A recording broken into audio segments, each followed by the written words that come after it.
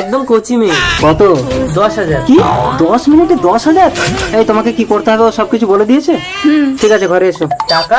টাকা কাজের শেষে আমি ওর হাতে দিয়ে দেবো। এই চলে এসো, বসো। মাস্ক খোলো তো, মুখটা দেখি। জল খাবে?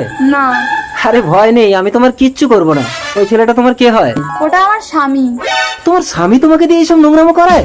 আমি করতে চাই না কাকু, ও আমাকে দিয়ে জোর করে এসব কাজ করায়। তুমি ওর কাছে আছো কেন?